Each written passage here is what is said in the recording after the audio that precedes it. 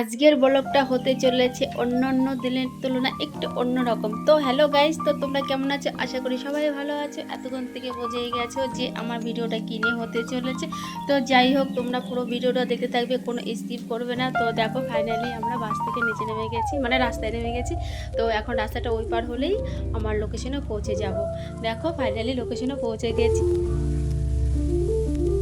আমি বাড়ি থেকে এটাই টেনশন করছিলাম যে মন্দিরটা খুলে গেছে কি না। তো এই জন্য আমি খুবই তাড়াতাড়ি বাড়ি থেকে বেরিয়ে গেছিলাম। তো দেখো, এসে দেখি যে হ্যাঁ, মন্দিরটা খুলে গেছে। কেননা এই মন্দিরটা আবার 8টার পরেই বন্ধ হয়ে যায়। যদি ঈশ্বরকে নাই দর্শন করতে পারি, এত কষ্টটা পুরোটাই আমার বৃথা যাবে। তো ফাইনালি আমি ঈশ্বরকে দর্শন করতে পেরেছি। গাইস, তোমরাও আমার সাথে ঈশ্বরকে দর্শন করো আর প্রার্থনা করো সাই বাবা সবার মনস্কামনা পূর্ণ করে।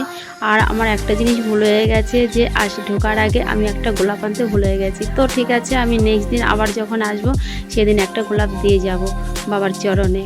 তো আমার এটার জন্য একটু মনটা খারাপ লাগছিল। আর এদিকে দেখো, সেই চরণটাকে মহারাজ পরিষ্কার করছিল। মানে এখানে গোলাপটা দেওয়ার কথা ছিল, কিন্তু আমি আজ দিতে পারিনি। যাই হোক, কি আর করার, নেক্সট দিন আসবো সেদিন আমি এখানে গোলাপটা দেবো। তো দেখো, এখানকার পরিবেশটা এত সুন্দর লাগছে, মানে গাইজ তোমাদেরকে কি বলবো, তোমরাও আসো, তোমাদেরও খুব ভালো লাগবে। তো এখানে বাচ্চারা খুবই মজা করে, আনন্দ করে। আর আমার তো খুবই ভালো লাগে, আমি মাঝে মাঝে এখানে চলে আসি। তাই ভাবছিলাম যে আমি যখন মাঝে মাঝে আসি, তো তোমাদের সাথে একটু এটা শেয়ার করি।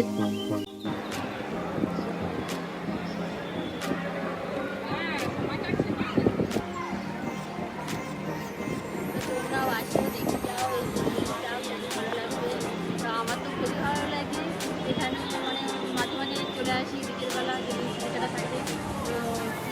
বন্ধুরা, তোমরা চলে আসো, আশা করি তোমাদেরও খুব ভালো লাগবে। আর আজকে বেশি ভালো লেগেছে এই কারণে আজকে সারাদিনে বাকি আপনি আর খুবই রোদছে। আর এদিকে দেখো, বাচ্চারা কি সুন্দর খেলা করছে, তাই তোদের খুব ভালো লাগছে খেলতে। কি বলবো, এখানে মানে যারাই আসে না কেন, তাদের সত্যি মন ভালো হয়ে যায়। আর তাই গাইস বলছি, তোমাদেরও বলছি, তোমরাও আসো আর মন্দিরটাকে দর্শন করে যাও। লোকেশনটা বলে দিচ্ছি, সত্যি রাজা বিষ্ণু।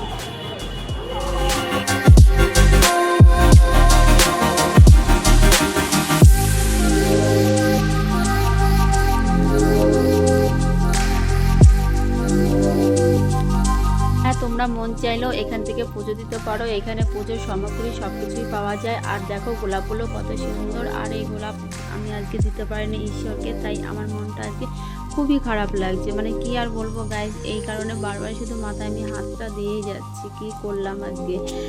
মানে মানে এতটা মনটা খারাপ লাগছিল, সে আর বলার মতো না। ফুচকার বাটি হাতে নিয়েও বলছি গোলাপগুলি দেখো। তো পুজোটা আজকে আমার দেওয়া হলো না, তো আমি নেক্সট বার এসে দেবো, সেটা তো তোমাদেরকে আগেই বলেছি। আর মেয়েরা বাইরে বেরিয়ে যে ফুচকা খাবে না, এটা তো হয় না। না, আমি বেশি একটা ফুচকা খেতে পছন্দ করি না, কিন্তু 10 টাকার খেলাম। তো 10 টাকা আমাদের এখানে 3টে দেয়, আমি 2টো খেয়েছি আর আমার ছেলেকে একটা দিয়েছি। তো গাইজ, তোমরা যদি কেউ খাও না, এটা তোমরা নিতে পারো।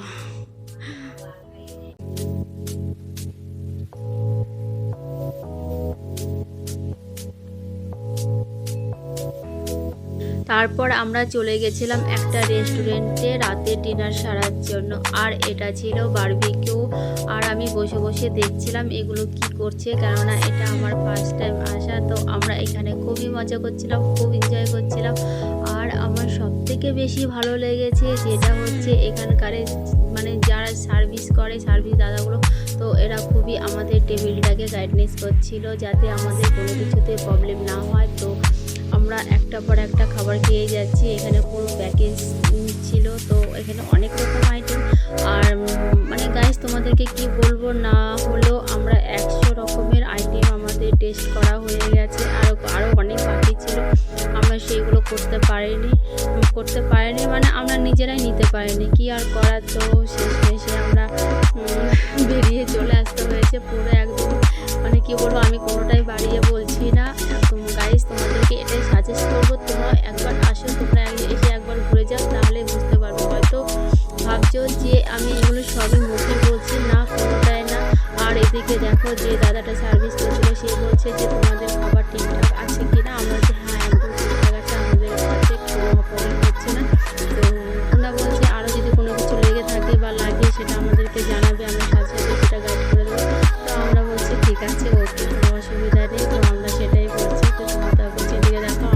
কাঁটাটার মধ্যে খেতে গিয়ে একদম খোঁচা খেয়ে নিয়েছে।